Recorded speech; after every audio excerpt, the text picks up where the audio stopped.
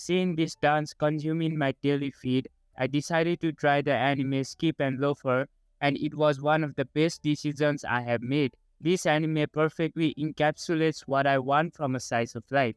If you define a slice of life, it is a slice of a person's day-to-day life.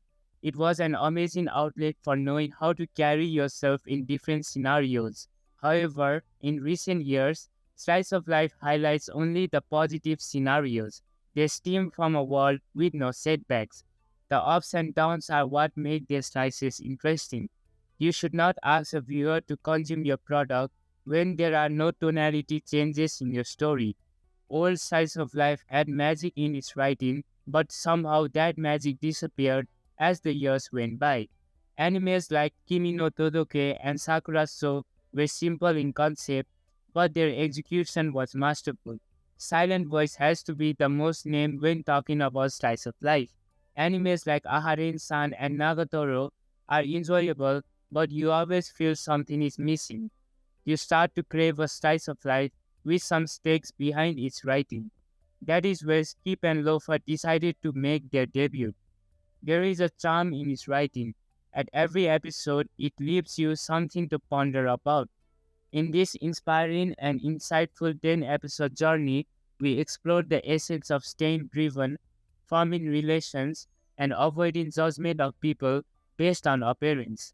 We delve into the importance of taking time to transform locations into cherished memories, the value of constantly striving to learn and grow, learning to relax at difficult moments, not constraining yourself in time, and being free, trying to look at the positives as far as possible, being there for someone when they are lonely, trying to understand other parties' feelings and the actions based on those feelings, hoping the hard work you did will pay off one day, laughing at your cringy moments, to not hide your mistakes and own up to them, being fake to fit in and what the result will be.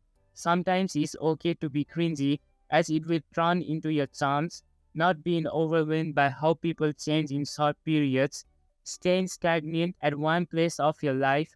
The people you perceive as distant are actually much closer than you realize, and lastly, getting back up every time you fall. All of that in 10 episodes. To say this anime has content is an understatement. Not only the things it says, how it is presented is so beautifully wholesome. I especially like the moment when Shima says you are so far away and right after that Mitsumi walks back to him. It was a beautiful picture of symbolism. Every character in this anime has something to improve on. Our main character has to experience many things to be competent in society. Shima has to learn to grow from his past and go forward into the next chapter of his life. Kurumi has to work on her social skills. Takamine Senpai has to learn to relax and not to worry about time all the time. And lastly, Egashira has to learn to love herself. Among these, I love Egashira's conflict the most. All of us have seen different Egashiras in our slice of life.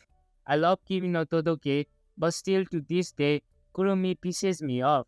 It was obvious that Egashira would be another Kurumi, but that wasn't the case. This 1-second scene in the anime immediately changed my views on her. Egashira changed herself for the better. People always seem to praise her fashion sense. She is not one of those jealous antagonists seen in every slice of life. She is rather searching for her identity as she has completely transformed from her past self. This was an amazing choice by the mangaka because Egashira became much more human to me.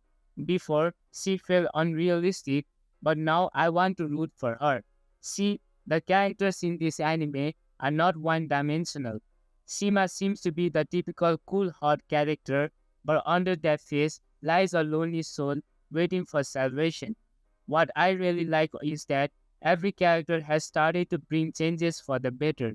Some have started to come out of their shell, some have started to project their true nature, some have started to love themselves for who they are, and some have started to confront their past.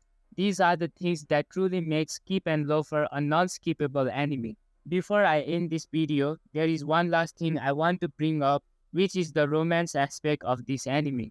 There have been hundreds of examples of animes being frustrating because of over-dramatization. Still to this day, I believe animes nail romances among all media, but there are still frustrations that I have felt while watching them. It is usually killed by a misunderstanding between the couple or jealous characters like Kurumi. But Skip and Loafer does romance also beautifully. The subtle familiarization between the couple woven across the story is a very appreciated aspect of the story. Their progression of trust is something I look forward to every time. It is not overly romantic, but rather slowly builds upon their foundation as friends, transforming into something romantic. Honestly, there are not many bad things to say about the anime. If you consider yourself a weeb, then do not be a loafer and skip this anime. Hope you enjoyed this one, but as always, this will be Dungeon signing out.